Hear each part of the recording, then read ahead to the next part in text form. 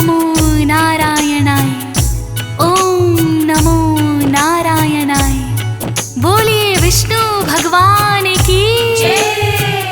भक्तों, आज हम श्री विष्णु भगवान की कुछ लीलाओं का वर्णन करेंगे।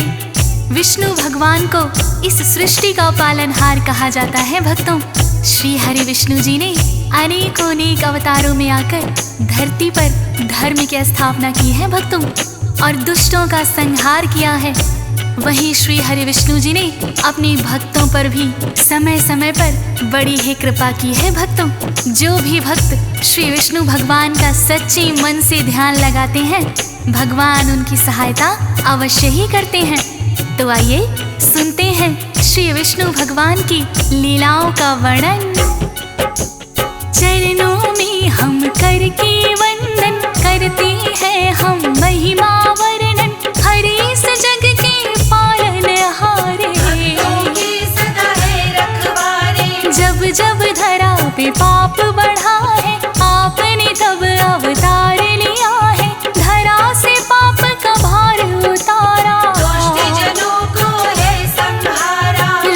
चतुर्भुज की हो दर्शन, तब तो सफल हो जाए जीवन। शंख चक्र और गदा पद्म लिए दर्शन आपने दे दिए, सब जीवों के पालन करता, ऋषि मुनियों के हो दुख हरता, अनेकों इनकी है लीलाएं, इनमें से कुछ आज सुनाए। भक्तों, भगवान श्री हरि ने अनेकों बार अपने भक्तों पर कृपा की है।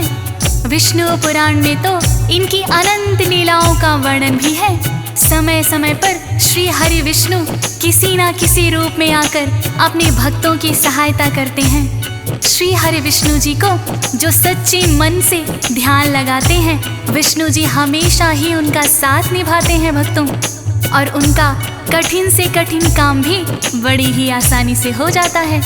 ऐसी ही कुछ कथाओं का वर्णन हम करने जा रहे हैं भक्तों। विष्णु जी का एक भक्त था, नाम तो जिसका देवव्रत था, विष्णु जी का नाम सुमिरता, और कपट कभी ना करता, और कुछ जाति का वो ब्राह्मण, ग्राम के वासी, इसके कारण देवव्रत को बड़ा मानते,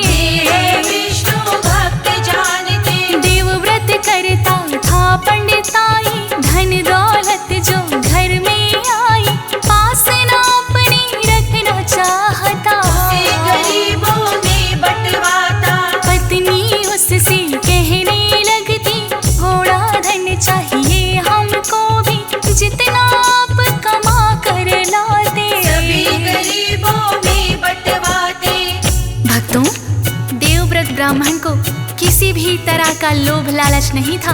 पंडिताई करके उसे जो दान और दक्षिणा मिलती, उसमें से पेट गुजारे लायक रखकर सब गरीबों में बांटता था।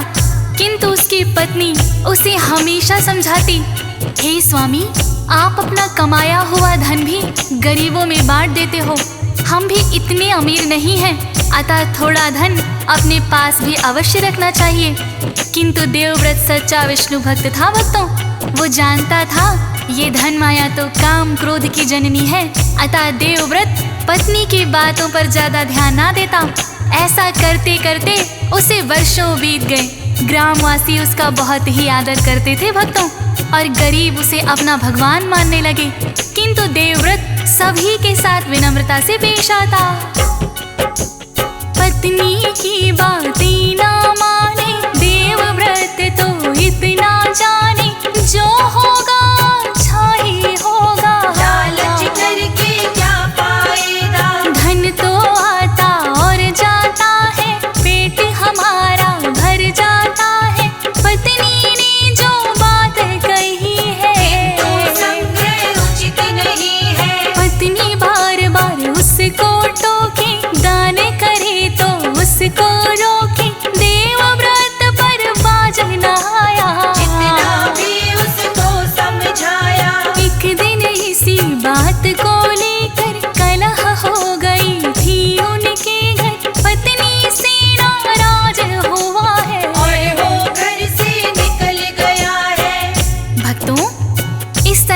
पत्नी की कला से तंग आकर देवव्रत घर से निकल गया।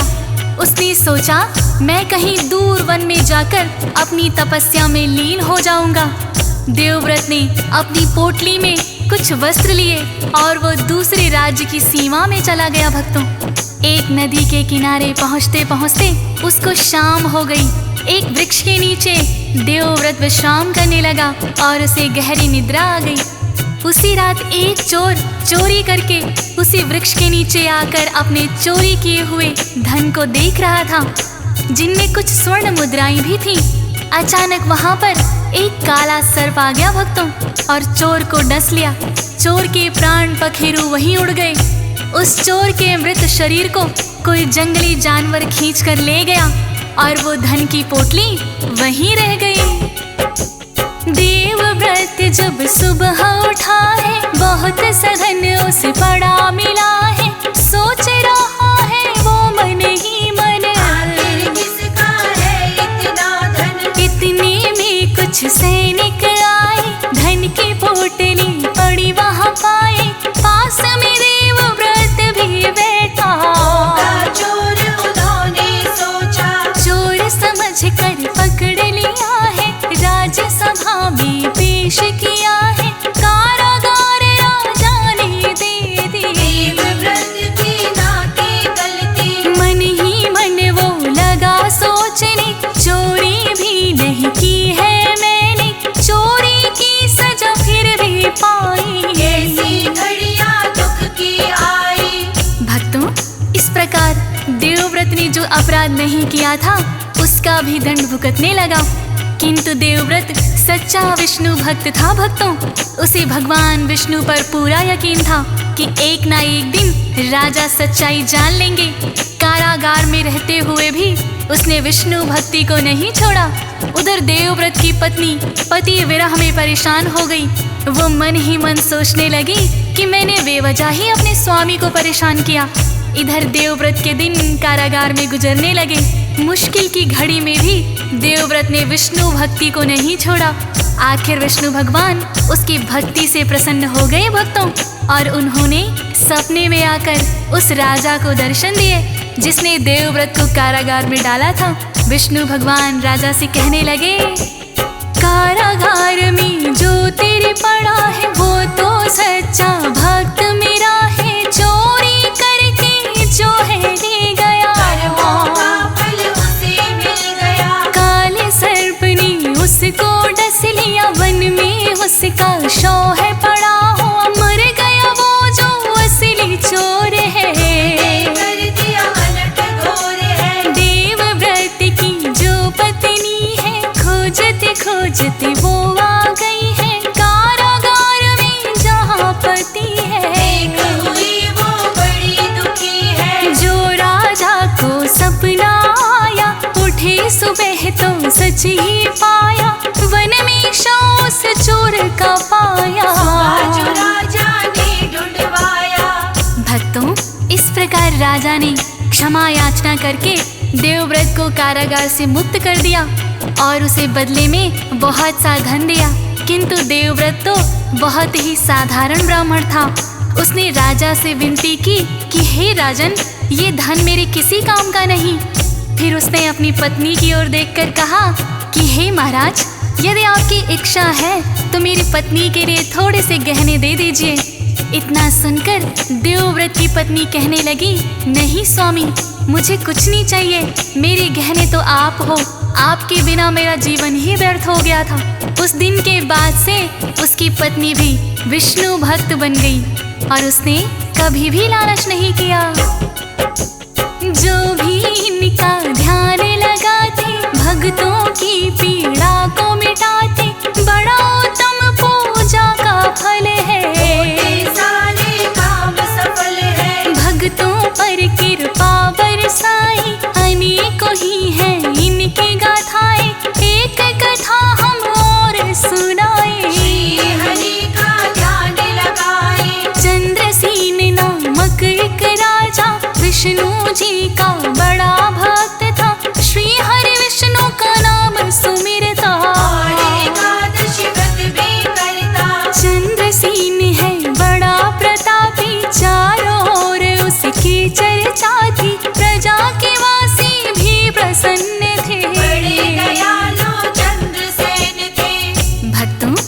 राजा चंद्रसेन बड़े ही प्रतापी राजा थे।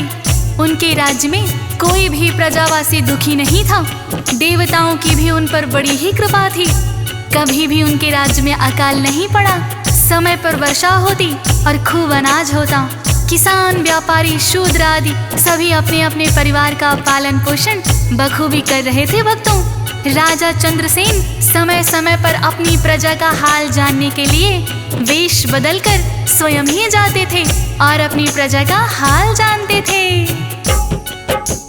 चंद्रसेन बड़े कुशल है राजा, अति प्रसन्न थी सारी ही प्रजा। समय समय पर वेश बदल कर प्रजा का हाल जान कर, ताकि कोई पहचान न पाए, सुख दुख अपने खुल के बताई। साधारण वो वेश बनाते, सबका हाल जानना चाहते। कुशलता पूर्वक करते काम है, श्री हरि का लेते नाम है। नगर वासियों की सुख सुविधा राजा का यही मकसद था। एक बार वो वेश बदल कर अपने ही घोड़े पर चढ़कर चले प्रजा का हाल जानने।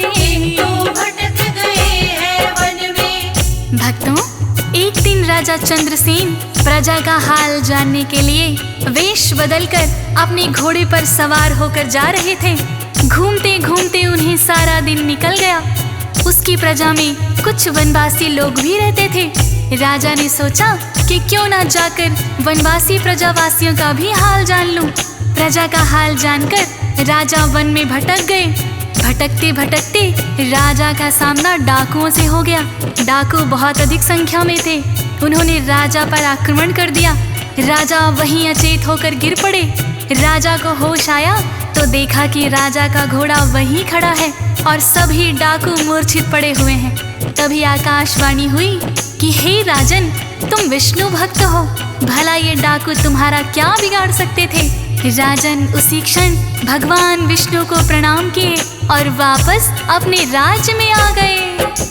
जिसके स्वयं विष्णु जी रक्षक, कौन भला बन सकता भक्षक। भक्तों का करते उद्धार है, का करते संहार है। चंद्रसेन की जो रक्षा की करते हैं, वैसे ही सबकी सच्ची होनी चाहिए भक्ति। निर्बल को भी देते शक्ति, सच्ची जो मन में हो भावना, पूरी होती सभी कामना।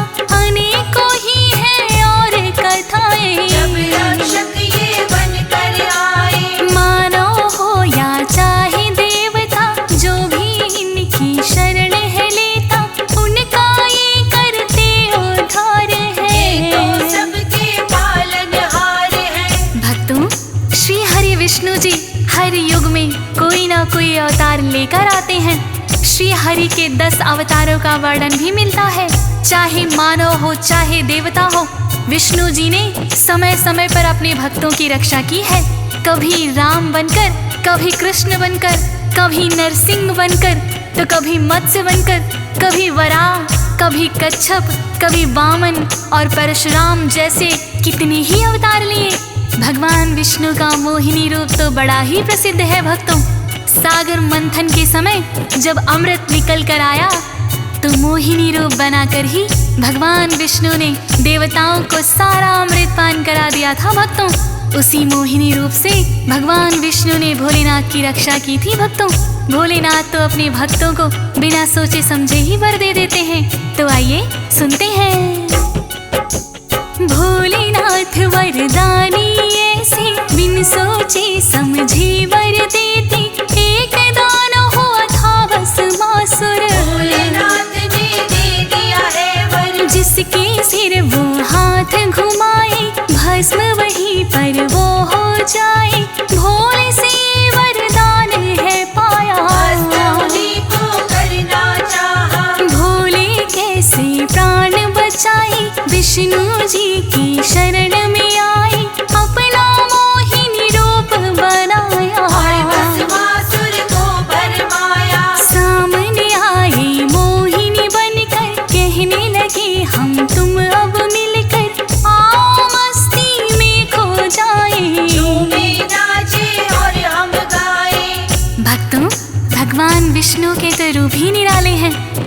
अपने भक्तों की रक्षा तो करते ही हैं, स्वयं देवताओं पर भी जब विपत्ति आती है तो देवता भी इनकी शरण में आते हैं।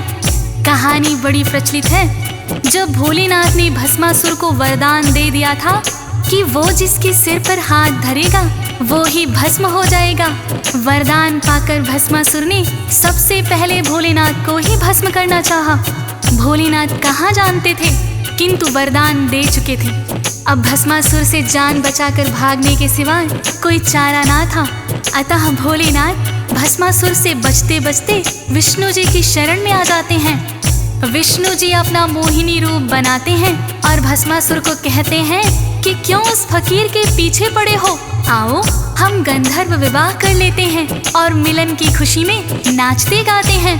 भस्मासुर कहने लगा, भक्तों मुझे नृत्य करना नहीं आता।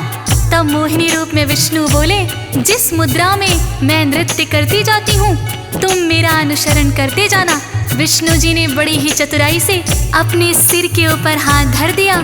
ज्यों ही भस्मासुर ने अनुसरण किया वो भस्म ही हो गया। भक्तों रूप मोहिनी जो न बनाते भोलेनाथ कैसे बच पाते, विष्णु जी ने रक्षा की है, भस्मासुर किया भस्म वही है। ऐसी कहानी कई हजार है, जब भक्तों का किया उद्धार है। भक्त वत्सल है श्री विष्णु जी, इनकी महिमा अपरंपार है। जितने करेंगे महिमा वर्णन भक्तों के लिए उतना ही कम, हो सके जितना ध्यान लगाइए, अपना जीवन सफल बनाइए। जब जब पाप का बढ़ता भार है विष्णु जी लेते अवतार है, दुष्टों का संहार है करते, भक्तों का उद्धार है करते। तो भक्तों इस प्रकार से जब जब भक्तों पर कोई विपदा आन पड़ी है